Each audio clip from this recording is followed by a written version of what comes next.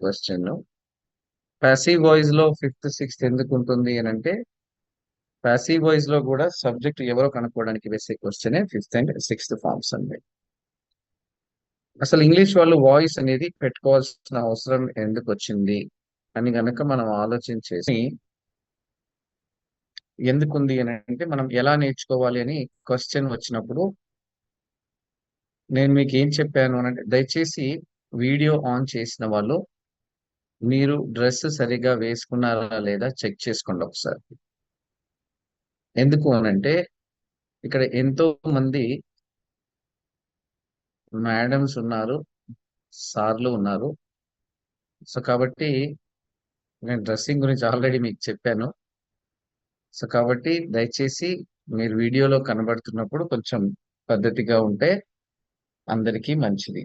ఓకేనా? డన్. మనం వాయిస్ అనే కాన్సెప్ట్ నేర్చుకున్నప్పుడు నేను ఏం చెప్పానంటే, ఏదైనా ఒక లెక్సికల్ వర్బ్ ని గమనిస్తే మనకి వాయిస్ ఏంటో అర్థమవుతుంది అని చెప్పాను.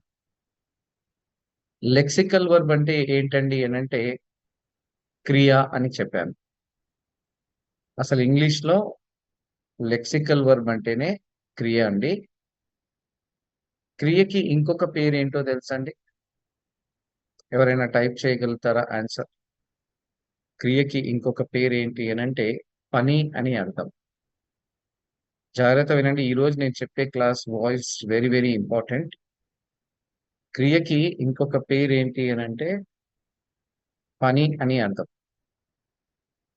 సో నేను మీకు స్క్రీన్ షేర్ చేస్తున్నాను. 1 సెకండ్. నేను ఇప్పుడే వచ్చానండి క్లాస్ నుంచి, అంత సెటప్ చేసుకుంటున్నాను, అందుకే కొంచెం టైం పాస్ చేస్తున్నాను మీతో. ఓకేనా? సో జస్ట్ 5:45కి క్లాస్ అయిపోయింది అది. సో వెంటనే వచ్చి మళ్ళీ క్లాస్ సెషన్ స్టార్ట్ చేస్తున్నాను. మన వాళ్ళు యూట్యూబ్ లింక్ కోసం చాలా మంది మెసేజ్ల మీద మెసేజ్లు పెడతా ఉన్నారు. ఓకే. గురించి మనకి డౌట్ ఉండదు. ఏదైనా ఒక లెక్సికల్ వర్బ్ అంటే క్రియ, లేదా దానికి తెలుగులో ఇంకొక పేరేంటి అని అంటే పని అని అర్థం. ఏదైనా ఒక పనిని గమనిస్తే, క్రియని గమనిస్తే మనకి వాయిస్ అర్థమవుతుంది. ఇప్పుడు చూడండి, ఒక పని ఉన్నప్పుడు పని చేసేవాడు ఉంటాడు కదండి, వాన్నే తెలుగులో ఏమంటారు అని అంటే కర్త అని అంటారు. పని చేసే వాళ్ళని తెలుగులో ఏమంటారు అని అంటే కర్త అని అంటారు. ఇంగ్లీష్ లో కర్తని ఏమంటారు తెలుసా అండి? డూయర్ అని అంటారు. తర్వాత నోట్ చేసుకోండి, నేను టైం ఇస్తాను. ఈ డూయర్ ఒక పని చేస్తే అనుభవించేవాడు ఇంకొకడు ఉంటాడు కదండి, ఆ అనుభవించే వాడిని ఏమంటారు అని అంటే తెలుగులో కర్మ అంటారు, ఇంగ్లీష్ లో రిసీవర్ అంటారు. అంటే కర్త ఈ పని చేస్తే వీడు రిసీవ్ చేసుకుంటాడు కాబట్టి డూయర్ ఏమో కర్త. డూయర్ ఒక పని చేస్తే ఇతను రిసీవ్ చేసుకునేవన్నీ ఏమంటారు తెలుసా అండి? కర్మ అని అంటారు. ఓకేనా? అయితే ఇంగ్లీష్ వాళ్ళు వాయిస్ ఎందుకు పెట్టుకున్నారు అని అంటే, ఫస్ట్ ఇది నోట్ చేసుకోండి అందరూ దయచేసి, please please note it down.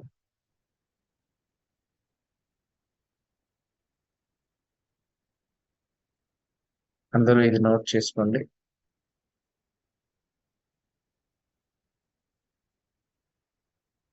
Voice ని మనం ఎలా నేర్చుకుంటాము అని అంటే లెక్సికల్ వర్బ్ ని బేస్ చేసుకుంటా.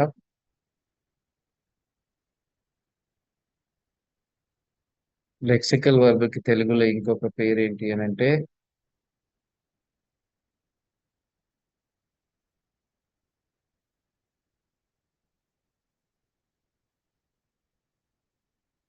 సెలెక్ట్ అయ్యాడు అని చెప్తారు.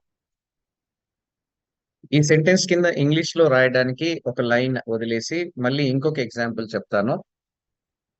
మన ఫ్రెండ్ రాజుయే ఒక కంపెనీకి హెచ్ఆర్ గా పనిచేస్తూ ఉంటే మనం ఎవరికో రికమెండ్ చేసి కొంచెం ఈ పిల్లోని సెలెక్ట్ చేయి మనోడే అని చెప్తే, మరి ఏం జరిగిందో నాకు తెలియకపోతే నేను నెక్స్ట్ డే క్లాస్కి వచ్చి మిమ్మల్ని అడిగాను అనుకోండి, ఏమైంది నిన్న మనం ఒక అబ్బాయిని ఇంటర్వ్యూకి పంపించినాం కదా, రాజుని కొంచెం చూడమని చెప్పాం కదా అంటే, అప్పుడు మీరు ఏం చెప్తారు తెలుసండి? రాజు నిన్న సెలెక్ట్ చేశాడు అని చెప్తారు. రాయండి సెంటెన్స్. రాజు నిన్న సెలెక్ట్ చేశాడు అని చెప్తాను.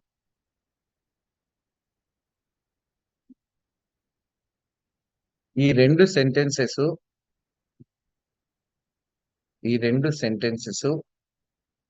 పాస్ట్ సింపులే కదండి?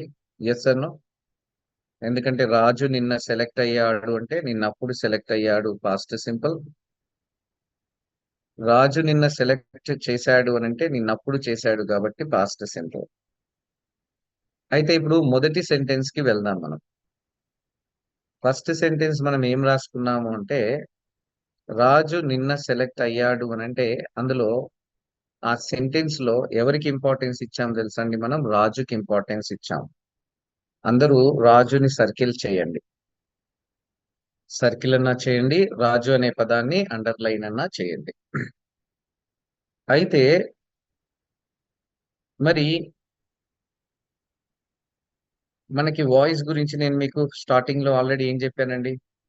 సింపుల్ గా వాయిస్ అంటే ఎలా గుర్తుపట్టాలంటే చేయడం వస్తే యాక్టివ్, అవ్వడం అంటే అనుభవించడం వస్తే ప్యాసివ్ అని చెప్పిన దాన్ని బేస్ చేసుకుంటే మీరు ఈజీగా గుర్తుపట్టగలుగుతారు. ఇప్పుడు రాజు నిన్న సెలెక్ట్ అయ్యాడంటే అయ్యిండు కదా సార్, ప్యాసివ్ వాయిస్ కదా సార్, మాకు తెలుసు సార్ అని అంటారు.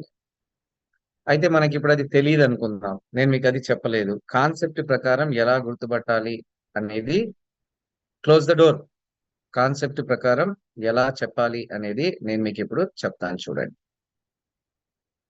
అది ప్యాసివ్ వాయిస్ అని మనకు తెలిసినా తెలియదు అనుకుందాం కొద్దిసేపు. సెంటెన్స్ లో ఏముందండి? రాజు నిన్న సెలెక్ట్ అయ్యాడు అన్నా. ఎవరికి ఇంపార్టెన్స్ ఇచ్చామయ్యా సెంటెన్స్ లో అంటే రాజుకి ఇంపార్టెన్స్ ఇచ్చాం. ఆ వాక్యంలో రాజు అనేవాడు కర్తన కర్మన మీరు ఆలోచించి చెప్పండి. రాజు నిన్న సెలెక్ట్ అయ్యాడు అంటే రాజు తనంతట తాను సెలెక్ట్ అవ్వలేదు, ఎవరో సెలెక్ట్ చేస్తే ఈయన అయ్యిండు కాబట్టి రాజు అనేవాడు ఎవరండి? వెరీ గుడ్, కర్మ. రాయండి, అండర్లైన్ చేశారు కదా, దాని కింద ఏం రాస్తారు? కర్మ అని రాయండి, లేదంటే రిసీవర్ అని రాయండి. మరి ఆ వాక్యంలో ఎవరికి ఇంపార్టెన్స్ ఇచ్చి రాసాము సెంటెన్స్ అని అంటే కర్మకి ఇంపార్టెన్స్ ఇచ్చి రాసాము కాబట్టి దాన్ని ఏ వాయిస్ లో చెప్పాలండి? ప్యాసివ్ వాయిస్ లో చెప్పాలి. ఇది యాక్చువల్ గా కాన్సెప్ట్. మరి ఇంగ్లీష్ లో ఏమని రాస్తారు అంటే పాస్ట్ సింపుల్ ప్యాసివ్ వాయిస్ లో రాజు వాజ్ సెలెక్టెడ్ ఎస్టర్డే. అర్థమవుతుంది కదండి? రాజు వాజ్ సెలెక్టెడ్ ఎస్టర్డే అని రాశాం. రాజు వాజ్ సెలెక్టెడ్ ఎస్టర్డే అని అన్నాం. తర్వాత సెంటెన్స్ కింద ఇంకొకటి చూడండి, రాజు నిన్న సెలెక్ట్ చేశాడు అని అంటే ఈ వాక్యంలో రాజుకే ఇంపార్టెన్స్ ఇచ్చాం. కానీ ఇక్కడ రాజు అనేవాడు కర్తన, అండర్లైన్ చేయండి, రాజుని అండర్లైన్ చేయండి చేసి రాజు కర్తన కర్మన చూడండి. అందులో రాజు నిన్న సెలెక్ట్ చేసిండు అంటే రాజే ఒక పని చేసిండు అని చెప్తున్నాం. రాజు సెలెక్ట్ అనే పనిని చేశాడు అన్నాం. కానీ రాజు అనేవాడు ఎవడండి ఇక్కడ? కర్త. అందరూ రాయండి, దాని కింద కర్త అని రాయండి. ఇంగ్లీష్ లో దాన్ని ఏమంటారు తెలుసా అండి? డూయర్ అని అంటారు.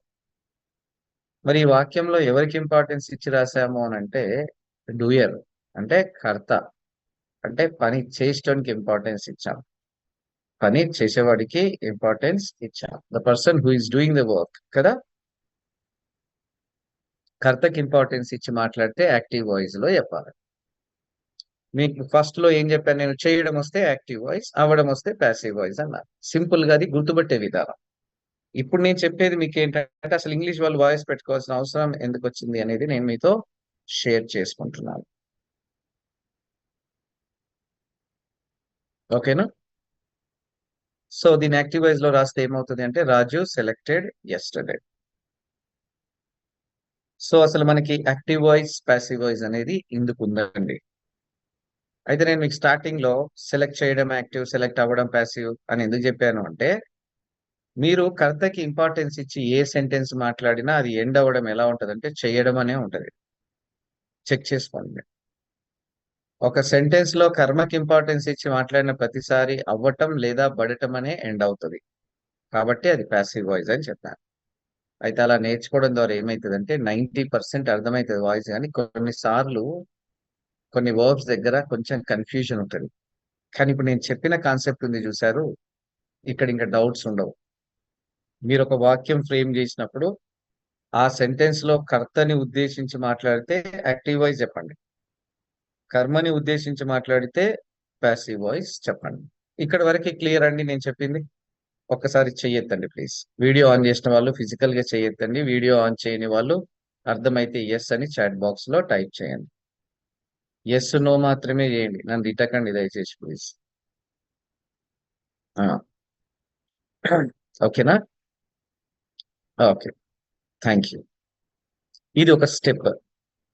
ఇప్పుడు సెకండ్ స్టెప్కి వెళ్దాం. కొంచెం ఇంకా మిమ్మల్ని కొంచెం డెప్త్ కి తీసుకెళ్తాను. కొంచెం డెప్త్ కి తీసుకెళ్తాను. ఏంటి అని అంటే, మొన్న నేను మీకు క్లాస్ లో నేను డుమ్మా కొట్టాను. మొన్న నేను క్లాస్ లో మీకు ఏం చెప్పాను అని అంటే, ఫిఫ్త్ సిక్స్త్ ఫార్మ్స్ గురించి చెప్పాను. ఫిఫ్త్ సిక్స్త్ ఫార్మ్స్ అంటే ఏం చెప్పాను అని అంటే, యాక్టివ్ వాయిస్ లో సబ్జెక్ట్ ఎవరో కనుక్కోవడానికి ఫిఫ్త్ సిక్స్త్ ఉంటది. ఎవరు అని వేస్తాం క్వశ్చన్. ప్యాసివ్ వాయిస్ లో కూడా సబ్జెక్ట్ కనుక్కోవడానికి ఏం చేస్తాం మనం? ఫిఫ్త్ సిక్స్త్ వేస్తాం. అక్కడ కూడా ఎక్కువ శాతం 90% ఎవరు అనే వస్తుంది. కొన్నిసార్లు వాట్ కూడా వచ్చే అవకాశం ఉంటుంది. ఎప్పుడంటే వస్తువులు గినక ఉన్నప్పుడు దాన్ని ఎవరు అనలేం కదండి. సో కాబట్టి సబ్జెక్ట్ కనుక్కోవడానికే ఫిఫ్త్ సిక్స్త్ ఉంటాయి అని చెప్పాను. అయితే ఇక్కడ మనకి క్వశ్చన్ ఏం రావాలి అని అంటే, వాయిస్ కి ఈ ఫిఫ్త్ సిక్స్త్ ఫార్మ్స్ కి కొంచెం దగ్గర సంబంధం ఉంటుంది. ఏంటి సార్ ఆ సంబంధం అని అంటే, యాక్టివ్ వాయిస్ లో సబ్జెక్ట్ ని కనుక్కోవాలంటే అసలు ఫస్ట్ మీరు గమనిస్తే యాక్టివ్ వాయిస్ లో సబ్జెక్ట్ ఎవరు ఉంటారు అనే క్వశ్చన్ రావాలి మనకి. యాక్టివ్ వాయిస్ లో సబ్జెక్ట్ ఎవరు ఉంటారు అని అంటే కర్త ఉంటాడండి. జాగ్రత్తగా వినండి. యాక్టివ్ వాయిస్ రాస్తున్నాము అని అంటే సబ్జెక్ట్, ఇప్పుడు మనకి చిన్నప్పటి నుంచి ఎట్లా చెప్పారు అని అంటే, సబ్జెక్టు వర్బు ఆబ్జెక్ట్ అని నేర్పించారు, అవునా కాదా? ప్యాసివ్ వాయిస్ కూడా ఏం నేర్పించారు? సబ్జెక్టు వెర్బు ఆబ్జెక్ట్ అని నేర్పించారు. అది కరెక్ట్ కాన్సెప్ట్ కాదు వాస్తవానికి.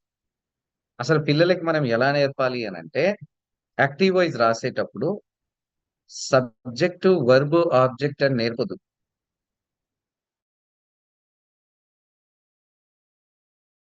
ఇంకా కొంచెం ఆలోచన చేస్తే యాక్టివ్ వాయిస్ లో సబ్జెక్ట్ ఎవరు ఉంటారు అంటే కర్త ఉంటాడండి.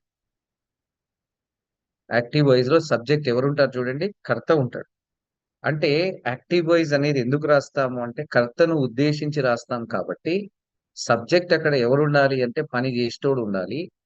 ఆ పని చేసేటోని కర్త లేదా డూయర్ అంటాం కాబట్టి యాక్టివ్ వాయిస్ సెంటెన్స్ డూయర్ తో స్టార్ట్ అవుతది.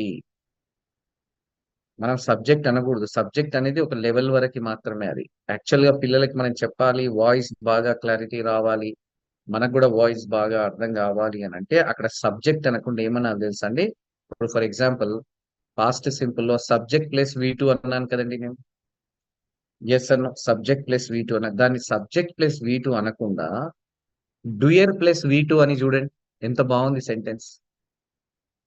సబ్జెక్ట్ ప్లస్ V2 అనకుండా ఏమనమంటున్నాను తెలుసా నేను? డూయర్ ప్లస్ V2 అనండి. పిల్లలకి ఎంత చక్కగా అర్థమవుతుంది చూడండి. అరే, డూయర్ అంటే కర్త. ఓహో, యాక్టివ్ వాయిస్ రాస్తే కర్తతో రాస్తామా? అసలు యాక్టివ్ వాయిస్ ఉన్నదే కర్తను ఉద్దేశించి రాయటానికా? మరి ప్యాసివ్ వాయిస్ లో కూడా నేను ఏం చెప్పిన ఫిఫ్త్ సిక్స్త్ ఫార్మ్స్ అంటే అక్కడ కూడా సబ్జెక్ట్ ఎవరో కనుక్కోవడానికి ఫిఫ్త్ సిక్స్త్ అన్నారు. అసలు ఈ ప్యాసివ్ వాయిస్ లో సబ్జెక్ట్ ఎవరు ఉంటారు చెప్పండి? కర్త ఉంటాడా, కర్మ ఉంటాడా? అంటే అసలు ప్యాసివ్ వాయిస్ ఎందుకు రాస్తామండి? మనం కర్మని ఉద్దేశించి రాస్తాం. అసలు ప్యాసివ్ వాయిస్ లో ఇప్పుడు పాస్ట్ సింపుల్ ప్యాసివ్ వాయిస్ కనుక తీసుకుంటే ఏమని చెప్పాను నేను? సబ్జెక్ట్ వాజ్ వర్ V3 అని చెప్పాను. Past simple passive voice syntax ఏముందండి?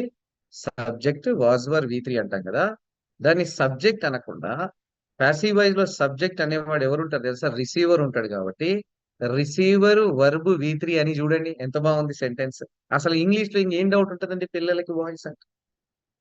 అంటే దీన్ని బట్టి ఏమర్థమైందంటే యాక్టివ్ వాయిస్ లో ఫిఫ్త్ సిక్స్త్ ఎందుకు ఉంటుంది సార్ అంటే, కర్త ఎవడో కనుక్కోవడానికి ఫిఫ్త్ సిక్స్త్ యాక్టివ్ లో ఉంటుంది. ప్యాసివ్ వాయిస్ లో ఫిఫ్త్ సిక్స్త్ ఎందుకు ఉంటది అని అంటే, కర్మ ఎవరో కనుక్కోవడానికి ఫిఫ్త్ సిక్స్త్ ప్యాసివ్ వాయిస్ లో ఉంటది. దీనికి వాయిస్ అనే దానికి సంబంధం ఉందా లేదా చూడండి. అసలు మనకి నేర్పించేటప్పుడు యాక్టివ్ వాయిస్ అంటే సబ్జెక్ట్ అని, ప్యాసివ్ వాయిస్ లో కూడా సబ్జెక్ట్ అని నేర్పిస్తారు. స్టేట్మెంట్ రాసేటప్పుడు సబ్జెక్ట్ ముందర ఉండాలంటే ఎవరండి సబ్జెక్ట్? యాక్టివ్ వాయిస్ లో సబ్జెక్ట్ ఎవరు ఉంటారు తెలుసా? కర్త ఉంటాడు. మీకు స్క్రీన్ షేర్ చేసి తర్వాత అడిషనల్ ఇన్ఫర్మేషన్ ఉంటుంది. అడిషనల్ అంటే ఎక్స్ట్రా ఇన్ఫర్మేషన్ ఉంటుంది. మీరు ఇక్కడ జాగ్రత్తగా గమనిస్తే చూడండి, రెండు పదాలకేమో బ్రాకెట్ లేదు, రెండు పదాలకేమో బ్రాకెట్ పెట్టాను. ఈ బ్రాకెట్ ఉంటే దీని అర్థం ఏంటంటే ఆప్షనల్ అని చెప్పాను. అవసరం ఉంటే రాసుకుంటాం, లేకపోతే లేదు. సో ఇప్పుడు దీన్నే యాక్టివ్ వాయిస్ లో ఎలా రాస్తాము అంటే, సబ్జెక్ట్ ప్లేస్ లో ఏం రాయమన్నాను? డూయర్ లేదా కర్త. వెర్బ్ ప్లేస్ లో వెర్బే ఉంటది. ఆబ్జెక్ట్ ప్లేస్ లో ఎవరు ఉంటారయ్యా అంటే రిసీవర్ లేదా కర్మ ఉంటది. అడిషనల్ అంటే ఎక్స్ట్రా ఇన్ఫర్మేషన్ ఉండాలి. ఇలా చెప్పాలి సింటాక్స్ అసలు. ఏ టెన్స్ అయినా యాక్టివ్ వాయిస్ సింటాక్స్ ఎలా ఉంటదంటే doer plus verb plus receiver plus additional. ఈ రిసీవర్ అనేది కొన్నిసార్లు రావచ్చు, రాకపోవచ్చు అండి. అర్థమవుతుందండి? కొన్నిసార్లు రావచ్చు, రాకపోను వచ్చు. ఇప్పుడు మీరు ఏం చేస్తారంటే ఈ రెండు రాయండి, యాక్టివ్ వాయిస్ రాయండి. నేను ఒక ఎగ్జాంపుల్ చెప్తాను.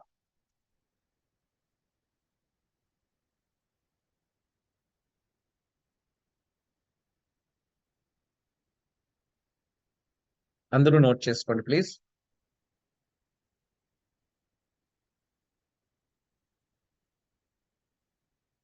అందరూ నోట్ చేసుకోండి.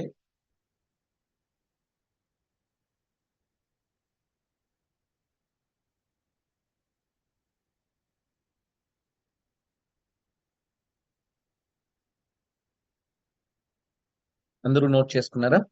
ఎస్. నోట్ చేసుకుంటే ఇప్పుడు మీరు ఒక పని చెప్తా, ఒక సెంటెన్స్ చెప్తాను, రాయండి. నేను నిన్న అతడిని సెలెక్ట్ చేశాను అన్నాను. నేను నిన్న అతడిని సెలెక్ట్ చేశాను అన్నాను. ఇది పాస్ట్ సింపుల్ యాక్టివ్ వాయిసే కదండి. దీంట్లో ఏమైనా డౌట్ ఉందా మీకు? ఇది పాస్ట్ సింపుల్ యాక్టివ్ వాయిస్ కాదు అని ఎవరికైనా డౌట్ ఉందా?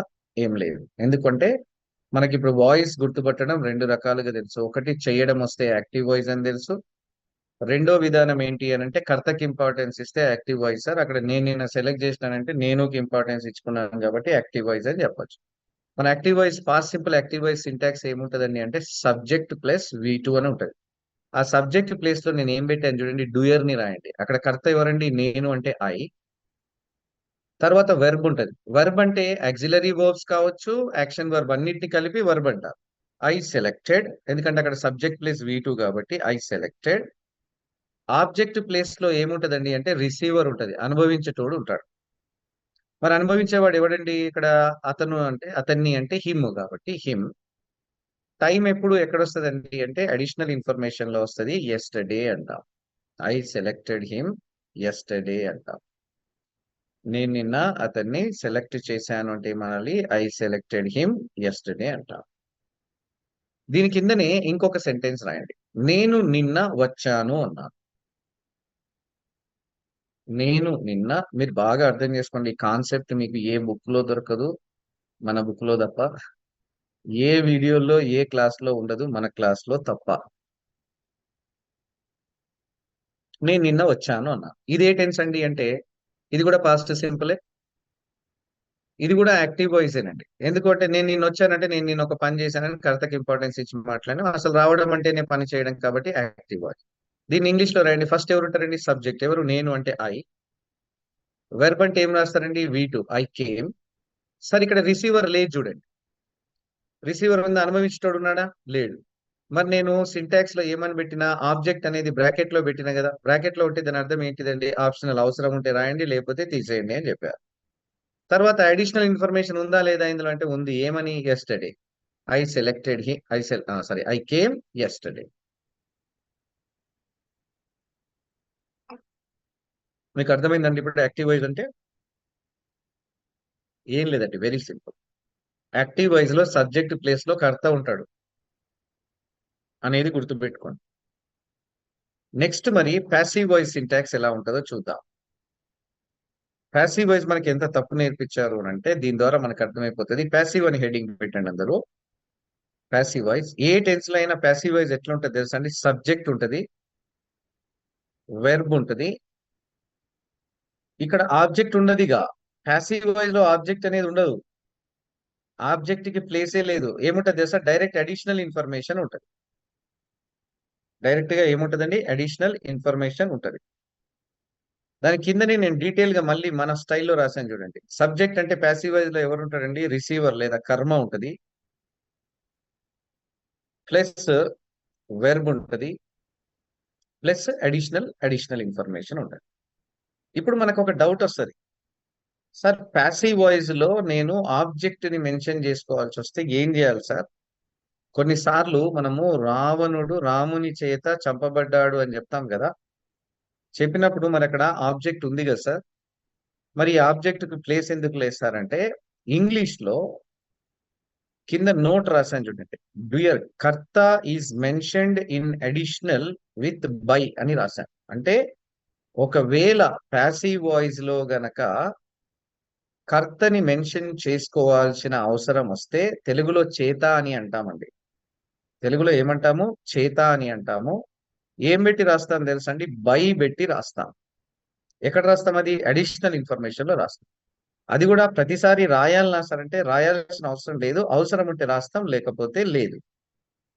ఇప్పుడు ఒక ఎగ్జాంపుల్ తీసుకుందాం. ఏం ఎగ్జాంపుల్ తీసుకుందాం అంటే, రాయండి, ఉమ్, అతను నిన్న సెలెక్ట్ అయ్యాడు అని రాయండి అందరు. అతను నిన్న సెలెక్ట్ అయ్యాడు అని అందాం. అతను నిన్న సెలెక్ట్ అయ్యాడు అని అంటే ఇది ఏ టెన్స్ అండి అంటే పాస్ట్ సింపుల్. ఏ వాయిస్ ఇది అని అంటే ప్యాసివ్ వాయిస్ అండి ఇది. ఏ వాయిస్ అని అంటే ఇది ఏ వాయిస్ అంటే ప్యాసివ్ వాయిస్. సెలెక్ట్ అవ్వడం ప్యాసివ్ అని తెలుసు మనకి. అతను నిన్న సెలెక్ట్ అయ్యాడు అంటే అతనికి ఇంపార్టెన్స్ ఇచ్చాం. అతను అనేవాడు ఇక్కడ కర్మ కాబట్టి కర్మకి ఇంపార్టెన్స్ ఇస్తే ప్యాసివ్ వాయిస్ అని రెండు డెఫినేషన్స్ తెలుసు.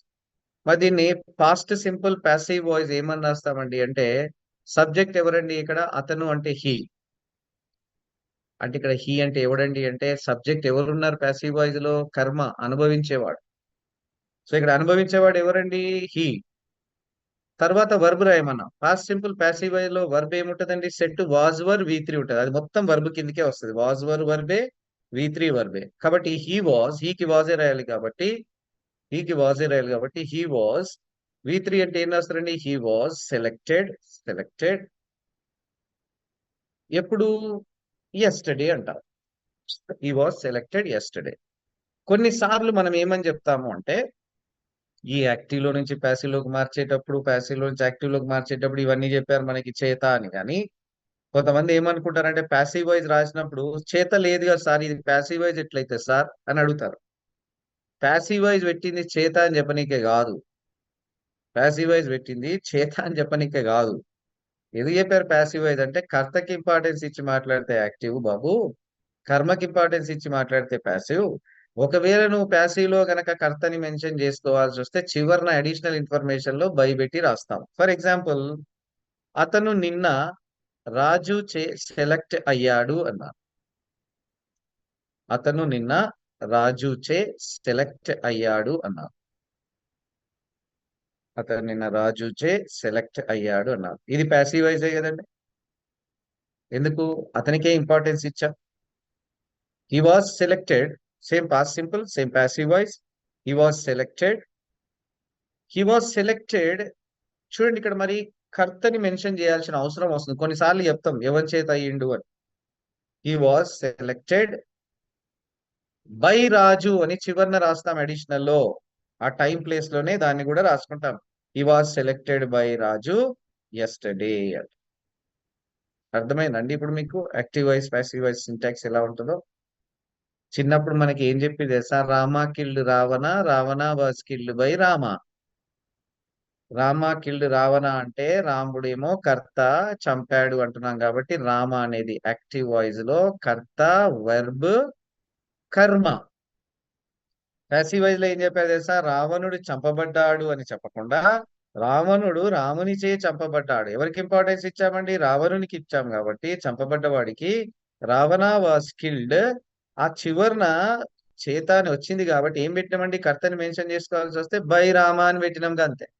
అయితే నేను వాయిస్ చెప్పినప్పుడల్లా ఈ జనాలు ఏమడుగుతారు తెలుసా నన్ను, సార్ చేత వస్తలేదు సార్ ఇంట్లో, ప్యాసివ్ వాయిస్ అంటే అంటే చేత రావాలా?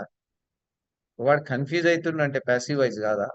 వాడు కన్ఫ్యూజ్ అయ్యిండు అంటే ప్యాసివ్ వాయిస్ కాదా? అతను ట్రాన్స్ఫర్ అయ్యిండు అంటే ప్యాసివ్ వాయిస్ కాదా? అతను ట్రాన్స్ఫర్ అయ్యిండు అంటే ఖచ్చితంగా అతను డిఈఓ చే ట్రాన్స్ఫర్ అయ్యాడు అని చెప్తామండి మనం. అవసరం ఉంటే రాస్తాం, లేకపోతే లేదు. అవసరం ఉంటే రాస్తాం, లేకపోతే లేదు. ఆప్షనల్ అది. ప్యాసివ్ వాయిస్ లో కర్త అనేది ఏంటి? ఆప్షనల్. అర్థమైందండి నేను ఇక్కడ వరకు చెప్పింది? దయచేసి చెయ్యొద్దండి. రైట్. ఇప్పుడు మనం 2 పాయింట్స్ నేర్చుకున్నాం. బేసిక్ అసలు యాక్టివ్ వాయిస్, ప్యాసివ్ వాయిస్ మనకి ఎందుకు ఉందంటే కర్తకి ఇంపార్టెన్స్ ఇచ్చి మాట్లాడితే యాక్టివ్, కర్మకి ఇంపార్టెన్స్ ఇచ్చి మాట్లాడితే ప్యాసివ్. యాక్టివ్ వాయిస్ లో సబ్జెక్ట్ ప్లేస్ లో కర్త ఉంటాడు, ప్యాసివ్ వాయిస్ లో సబ్జెక్ట్ ప్లేస్ లో కర్మ ఉంటది. రాస్తామా? అసలు కర్త లేకపోతే రాయలేము. ఓ, వెరీ గుడ్, ఓకే. అంటే ప్యాసివ్ వాయిస్ రాస్తే కర్మ రిసీవర్ తో స్టార్ట్ చేస్తాం, అంటే రిసీవర్ లేకపోతే ప్యాసివ్ వాయిస్ ఉండదు. అర్థమైందా ఇక్కడ వరకు? క్లియర్ కదా? ఇప్పుడు నెక్స్ట్ ఇంకొక పాయింట్ కి వెళ్తున్నాను. నెక్స్ట్ పాయింట్ ఏంటంటే, సార్ కొంతమందికి డౌట్ వస్తుంది, చాలా తెలివిగా ఆలోచిస్తారు. సార్ ప్రతిదీ యాక్టివైజ్ లో చెప్పొచ్చు కదా సార్? మనం చెప్పొచ్చు. చూడొచ్చు సార్ మీరు, ఈ సినిమా నెక్స్ట్ వీక్ రిలీజ్ అవుతుంది లేదా నెక్స్ట్ మంత్ రిలీజ్ అవుతుంది అంటే ఏ టెన్స్ ఇది? ఫ్యూచర్ సింపుల్ ఇది. సార్ ఫ్యూచర్ సింపుల్ లో ఏ వాయిస్ సార్ ఇది అని అంటే, రిలీజ్ చేయడం యాక్టివ్, రిలీజ్ అవ్వడం ప్యాసివ్, ఇలా గుర్తుపట్టొచ్చు అది ప్యాసివ్ వైజ్ అని. లేకపోతే నేను ఈ రోజు చెప్పిన కాన్సెప్ట్ మీకు ఏంటి అని అంటే, ఈ సినిమా నెక్స్ట్ వీక్ రిలీజ్ అవుతుంది, నెక్స్ట్ మంత్ రిలీజ్ అవుతుంది అని అంటే, ఇందులో ఇంపార్టెన్స్ ఎవరికి ఇచ్చినామండి? సినిమాకి ఇచ్చినాం కదా. అండర్లైన్ చేయండి సినిమాని, సర్కిల్ చేయండి. ఈ సెంటెన్స్ లో సినిమా అనే దానికి సినిమా కర్తన కర్మన అండి ఇక్కడ? సినిమా దానంతకు అదే రిలీజ్ అవుతుందా, లేకపోతే డిస్ట్రిబ్యూటరో, డైరెక్టరో, ప్రొడ్యూసరో రిలీజ్ చేస్తారా అంటే, సార్ ఎవడో చేస్తేనే ఈ సినిమా రిలీజ్ కావాలి సార్. ఇక్కడ సినిమా అనేది కర్మ కాబట్టి కర్మకి ఇంపార్టెన్స్ ఇస్తే ఏ వాయిస్ అండి? అది ప్యాసివ్ వాయిస్. మరి ఇంగ్లీష్ లో ఏమని రాస్తారు తెలుసా? చక్కగా రాజేశ్వరి గారు, మీరు కొంచెం ముందుకు చాలా దూరం వెళ్ళిపోయారు. మీరు ఆన్సర్ టైప్ చేయదు, తప్పు చేశారు. This movie will be released next month అంటే సరిపోతుంది కదా. ఒకవేళ నెక్స్ట్ వీక్ అయితేనేమో this movie released, will be released next week అనాలి. లేదా this movie will be released next month. Next month అంటే అదనండి, నెక్స్ట్ వీక్ అంటే నెక్స్ట్ వీక్ అని. ఈ సెంటెన్స్ వినడానికి బాగుంది కదా? Yes sir. సార్ నేను ఇలా చెప్పాను సార్, ఈ సెంటెన్స్ నేను యాక్టివ్ లోకి మార్చి చెప్తాను సార్ అని. ఆయన ఏమంటున్నాడు తెలుసా? డైరెక్టర్ ఈ సినిమా నెక్స్ట్ మంత్ రిలీజ్ చేస్తాడు అని. సెంటెన్స్ కరెక్టే, వినడానికి భాష రూల్స్ ప్రకారం చూస్తే సెంటెన్స్ కరెక్టే. కానీ జాగ్రత్తగా వింటే, ఎవడడిగిండు నేను ఈ సినిమాని ఎప్పుడు ఎవడు రిలీజ్ చేస్తాను ఎవడని అడిగిండా నేను? డైరెక్టర్ కాకపోతే డిస్ట్రిబ్యూటర్ చేస్తాడు, డిస్ట్రిబ్యూటర్ కాకపోతే ప్రొడ్యూసర్ చేస్తాడు. నువ్వు నాకు చెప్పాల్సిన విషయం ఏంది? నేను ఏమిటి గురించి మాట్లాడుతున్నాం? మనం సినిమా గురించి మాట్లాడు. ఆ సినిమా అనేది కర్తన కర్మన బేస్ చేసుకొని వాయిస్ ఉంటది. సినిమా కర్త అయితే యాక్టివ్ వాయిస్ లో చెప్పండి, సినిమా కర్మ అయితే ప్యాసివ్ వాయిస్ లో చెప్పండి. అర్థమైందండి ఇక్కడ వరకు? క్లియరా? Point number 3. ఇంకా కొంచెం డెప్త్కి వెళ్తే మన వాళ్ళకి ఏం డౌట్ వస్తుంది అని అంటే, సార్ మీరేమో చెప్తున్నారు యాక్టివ్ వాయిస్ ప్యాసివ్ వాయిస్ అన్నారు. మేము హోంవర్క్ చేయనీకి పోతేనేమో యాక్టివ్ వాయిస్ వస్తుంది, ప్యాసివ్ వాయిస్ వస్తలేదు సార్ కొన్నిటికి. అసలు కమ్ముకి ప్యాసివ్ వాయిస్ ఎందుకు ఉండదు సార్? ఉండొచ్చు కదా. పాపం అదేం పాపం చేసింది? గో అనే వర్బుకి కూడా ప్యాసివ్ వాయిస్ ఎందుకు ఉండదు సార్? వెయిట్ అనే వర్బుకి ప్యాసివ్ వాయిస్ ఉండదు, స్లీప్ అనే వర్బుకి ప్యాసివ్ వాయిస్ ఉండదు, వాక్ అనే వర్బుకి ప్యాసివ్ వాయిస్ ఉండదు. ఎందుకు ఉండదు సార్? ఎందుకు ఉండదు అని అంటే, ఇప్పుడు నేను ఎగ్జాంపుల్ చెప్తా చూడండి. సెలెక్ట్ తీసుకున్నానండి. నేను నిన్న సెలెక్ట్ చేశాను అన్నాను. జాగ్రత్తగా వినండి. నేను నిన్న సెలెక్ట్ చేశాను అన్నాను. ఇది పాస్ట్ సింపుల్ యాక్టివ్ వాయిస్ కదా. నేను నిన్న సెలెక్ట్ చేశాను అంటే పాస్ట్ సింపుల్ యాక్టివ్ వాయిస్. ఈ వాక్యంలో కర్మని పెట్టొచ్చా పెట్టలేమా చూడండి. ఆప్షనల్ ఉందా లేదా, ఛాన్స్ ఉందా లేదా అంటే ఉంది. నేను నిన్న ఆమెని సెలెక్ట్ చేశాను అనొచ్చు కదా. నేను నిన్న అతన్ని సెలెక్ట్ చేశాను అనొచ్చు కదా. ఎస్ అర్ నో? నేను నిన్న ఒక డ్రెస్ సెలెక్ట్ చేశాను అనొచ్చు కదా. నేను నిన్న ఒక బొమ్మని సెలెక్ట్ చేశాను అనొచ్చు కదండి. అంటే సెలెక్ట్ అనే పదం తీసుకుంటే దానికి కర్త ఉంటున్నాడు, కర్మ ఉంటున్నారు, రెండు ఉంటున్నాయా లేదా? ఎస్. నేను నిన్నొచ్చాను, వాళ్ళు నిన్నొచ్చారు, మేము నిన్నొచ్చాము, అతను నిన్న వచ్చాడు. ఏమైందండి ఇక్కడ? రాజు నిన్న వచ్చాడు, లత నిన్న వచ్చింది, రాము నిన్న వచ్చాడు, సీత నిన్న వచ్చింది అన్నారు. ఎవరైనా సరే కమ్మని వర్బ్ ని చేయడమే ఉంటది కానీ దాన్ని బస్సులో అంటే అది అడిషనల్ ఇన్ఫర్మేషన్ కదండి. బై బస్ అని నేను నిన్న బస్సులో వచ్చానంటే బస్ అనుభవించిందా? నేను నిన్న బెంగళూరుకి వచ్చాను అంటే బెంగళూరు అనుభవించినప్పుడు, నేను నిన్న బస్సులో వచ్చినా అంటే అడిషనల్ ఇన్ఫర్మేషన్ కదా, అది ఎక్స్ట్రా ఇన్ఫర్మేషన్. బై బస్ అంటాం కానీ. మరి సరే మీరు నేను నిన్న వచ్చాను అంటే బస్సులో అని టకీన పెట్టారు కదా, ప్యాసివ్ సెంటెన్స్ చెప్పండి. బస్సు నిన్న ఆ, ఏమన్నా అంటారండి? ఆ సెంటెన్స్ అసలు ఉందా తెలుగులో? There is no passive voice. ఎన్ని శాతం వర్బ్స్ అంటే చాలా తక్కువ ఉంటాయి ఇవి. గో ఒకటి, కమ్ ఒకటి, స్లీప్ ఒకటి, వాక్ ఒకటి, వెయిట్ ఒకటి. రెగ్యులర్ గా మాట్లాడుకునే వర్బ్స్ లో ఇవే. వీటికి ప్యాసివ్ వాయిస్ ఉండదు. టాక్ ఒకటి, టాక్ కూడా ప్యాసివ్ ఉండదు. స్పీక్ ఉంటది కానీ టాక్ ఉండదు ప్యాసివ్ వాయిస్. ఎందుకు ఉండదు అని అంటే ఇంకా అనుభవించడం ఉండదు కదా. There is no passive voice. ఎందుకు ప్యాసివ్ వాయిస్ ఉందంటే ఊరికేనే ప్యాసివ్ వాయిస్ ఉండదు కాదు. ప్యాసివ్ వాయిస్ రాయాలి అని అంటే కర్మ ఉంటేనే ప్యాసివ్ వాయిస్ రాస్తాం. ఎందుకంటే కర్మకి ఇంపార్టెన్స్ ఇచ్చి మాట్లాడడానికే ప్యాసివ్ వాయిస్ ఉంది కాబట్టి. అసలు క్రియకి కర్మనే లేనప్పుడు ఇక ప్యాసివ్ వాయిస్ క్వశ్చన్ ఎక్కడ ఉత్పన్నం అవుతుందండి? అర్థమైందా నేను చెప్పింది మీకేమైనా? ఏవో సార్ కొంచెం కొంచెం అర్థమవుతుంది, అట్లా అనిపిస్తుందా? ఇంతేనండి. వాయిస్ అంటే ఇంతే. ఇంతే వాయిస్ అంటే ఏం లేదు. అయిపోయింది వాయిస్. ఉంటది, ప్యాసివ్ ఉంటది.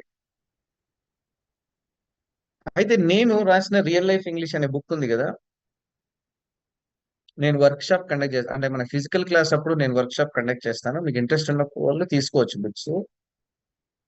సో యాక్చువల్గా ఈ సండే ఏదో ఒక డిస్టిక్ లో చేద్దాం అనుకున్నాం కానీ నేను అవుట్ ఆఫ్ స్టేషన్ నుండి చేయలేకపోతున్నాము. నెక్స్ట్ వీక్ లో హాలిడేస్ ఉన్నట్టున్నాయి కదా, మనకి గవర్నమెంట్ హాలిడేస్ ఉన్నాయా నెక్స్ట్ వీక్?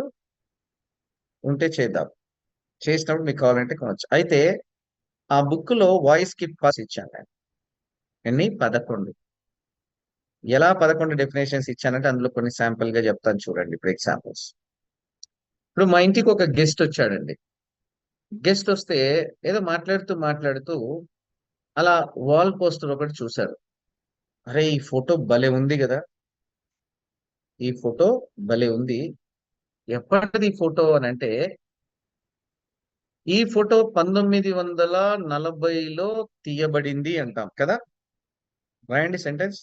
ఈ ఫోటో 1940లో తీయబడింది అంటాం కదండి. ఇది స్పష్టంగా మీకు ఏమర్థమవుతుంది తెలుసండి? తీయడం యాక్టివ్ వాయిస్, తీయబడటం ప్యాసివ్ వాయిస్ అని అర్థమవుతుంది. పాస్ట్ సింపుల్ ప్యాసివ్ వాయిస్ లో రాయాలి. ఏమని? This photo was taken in 1940. అంతే, 1940. ఈ ఫోటో 1940లో తీయబడింది అంటే this photo was taken in 1940. ఎవరే గాని ఇట్లనే మాట్లాడతారు కానీ ఈ ఫోటో 1940లో తీయబడింది అంటారు కానీ ఇప్పుడు ఆ ఫోటో తీసినోడు ఎవరినో కనుక్కొని యాక్టివ్ వాయిస్ లో చెప్తారండి? ఆ ఫోటో తీసినోడు ఉన్నాడో తెలియదు, లేడో తెలియదు, వాడు నాకు తెలియకపోవచ్చు. ఎవడో మా ఫాదరో మా మా తాతనో ఎవరో ఫోటో తీపిచ్చాడు పెట్టారు.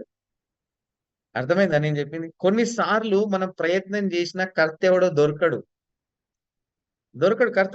కర్త దొరకనప్పుడు నీ ముందర ఏముంది? కర్మ ఉంది. కర్మని పెట్టి ప్యాసివ్ వేలో చెప్తారన్నట్టు ఇంగ్లీష్ లో.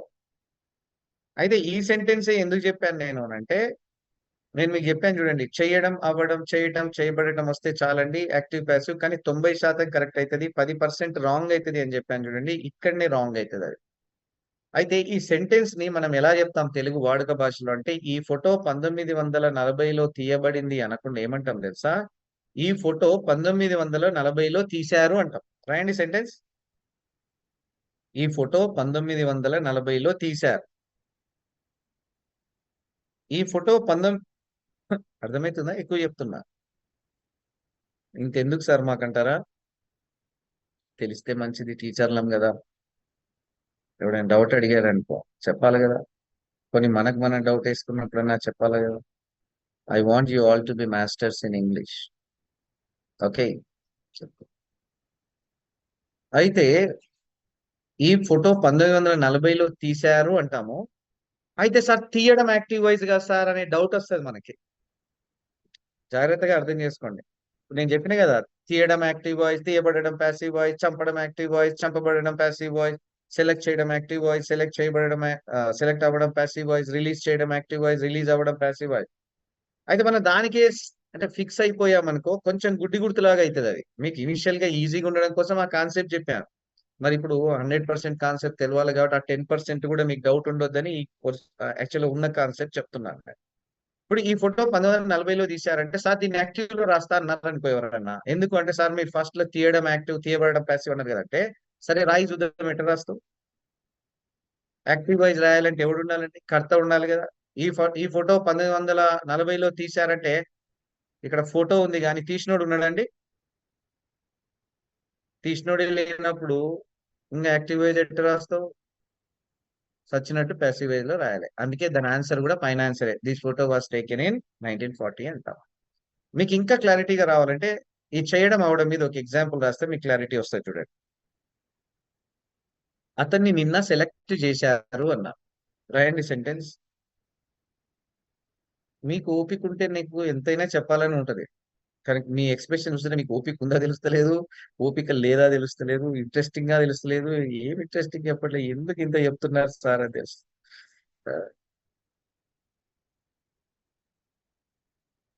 అతన్ని నిన్న సెలెక్ట్ చేశారు అన్నారు. ఇది పాస్ట్ సింపుల్ అని మీ అందరికీ స్పష్టంగా అర్థమైంది, అవునా కాదా? నేను ఆ 10% గురించి మాట్లాడుతున్నా. ఈ రెండు ఎగ్జాంపుల్స్. అయితే మీరేం చేస్తారంటే, హే రామేశ్వర్ సార్ ఎంత సింపుల్ గా చెప్పేసిండు, వాయిస్ చేయడం యాక్టివ్, అవ్వడం ప్యాసివ్ అన్నా. ఇది పాస్ట్ సింపుల్. అతన్ని నిన్న సెలెక్ట్ చేశారు అన్నాను, పాస్ట్ సింపుల్ బాగానే ఉంది సార్. చేయడం అంటే యాక్టివ్ కదా సార్, నేను యాక్టివ్ లో రాస్తా అంటే రా ఎట్లా రాస్తావు రాయి చూద్దాం. సెలెక్ట్ చేసినోడు ఉన్నాడా? చేశారు అంటున్నాం కానీ సెలెక్ట్ చేసినోడు ఉన్నాడండి? లేనే లేడు అక్కడ. ఎవరున్నారండి? అతన్ని నిన్న సెలెక్ట్ చేశారంటే అతన్ని అనుభవించినోడు ఉన్నాడు అక్కడ. మరి పాస్ట్ సింపుల్ లో అనుభవించినోడు ఉన్నప్పుడు ఎవరికి దేనికి రాస్తాం అంటే ప్యాసివ్ వైజే రాస్తాం. ఈ వాజ్ సెలెక్టెడ్ ఎస్టర్డే అంటేనే కరెక్ట్. అర్థమైందా? అతను నిన్న సెలెక్ట్ అయ్యాడు అంటాము కొన్ని సందర్భాలలో. కొన్ని సందర్భాల్లో ఫ్లోలో మన మాతృభాష కదండి, మనం ఎలా మాట్లాడతాం తెలుసా? మనం ఎలా మాట్లాడతా? అతన్ని నిన్న సెలెక్ట్ చేసిర్రు, అతన్ని నిన్న అరెస్ట్ చేసిర్రు, అతన్ని నిన్న రిలీజ్ చేసిర్రు, అతన్ని నిన్న ట్రాన్స్ఫర్ చేసిర్రు అని. ఎవరు చేసినో లేదు కదా ఇక్కడ సెంటెన్స్ లో. ఎవరున్నారు ఇక్కడ? అనుభవించిన వాడు ఉన్నాడు కాబట్టి ప్యాసివ్ లో రాయండి. అంటే ఎక్కువ సందర్భాల్లో అతను నిన్న అరెస్ట్ అయ్యాడు, అతను నిన్న రిలీజ్ అయ్యాడు, అతను నిన్న సస్పెండ్ అయ్యాడు, అతను నిన్న ట్రాన్స్ఫర్ అయ్యాడు అని అంటాం. కొన్ని సందర్భాల్లో ఇప్పుడు నేను చెప్పిన సెంటెన్సెస్ మాట్లాడమండి మనం. అరే అతన్ని నిన్న కొట్టిరు అన్నాడు. అతను నిన్న కొట్టిర్రు అంటే ఎవడు కొట్టిండు? కొట్టినోడు ఉన్నాడా సెంటెన్స్ లా? లేడు. మరి కర్త లేకపోతే మరి వదిలేస్తారా సెంటెన్స్ ని? ప్యాసివ్ లో రాయాలి కదా. కొట్టినోడు దెబ్బలు తిన్నోడు ఉన్నాడుగా. ఇప్పుడు రామేశ్వర్ సార్ని తిట్టిర్రు అంటే ఏ వాయిస్ లో రాయాలి? తిట్టిన వాళ్ళు ఎవరో తెలుస్తలేదు కదా. Passive. Rameshwar sir was scolded in the last class. Arrest అయ్యాడు అంటే అరెస్ట్ చేయడం యాక్టివ్, అరెస్ట్ అవ్వడం passive. The thief was arrested yesterday అన్నా. The thief was arrested yesterday అన్నా. ఇది కరెక్టే కదండి సెంటెన్స్? మీకు అయితే అందరికి క్లారిటీ ఉంది కదా. సార్ నేను దీన్ని యాక్టివ్ లో చెప్తే ఏమైతే సార్, ఇప్పుడు నేను ఇట్లా అంటా సార్, పోలీసులు దొంగని అరెస్ట్ చేశారు అంట సార్. ఏమైందంటే, మరి పోలీసులు అరెస్ట్ చేయకపోతే పోస్ట్ మ్యాన్ అరెస్ట్ చేస్తారని దొంగని. అంటే ఇప్పుడు దొంగ అరెస్ట్ అయ్యిందంటే ఎవరు చేసినో తెలుస్తలేదా మీకు? దొంగని ఎవరు అరెస్ట్ చేస్తాడండి? ఎవరు అరెస్ట్ చేస్తారు చెప్పండి. భాష చాలా అందంగా ఉంటదండి నేర్చుకుంటే. అసలు టైం ఉండాలి, ఇంట్రెస్ట్ ఉండాలి కానీ ఇంగ్లీష్ ఏం కర్మ. ప్రపంచంలో ఏ భాష అయినా చక్కగా నేర్చుకోవచ్చు. ఓపిక ఉండాలి, ఇంట్రెస్ట్ ఉండాలి. వాళ్ళ జీవితంలో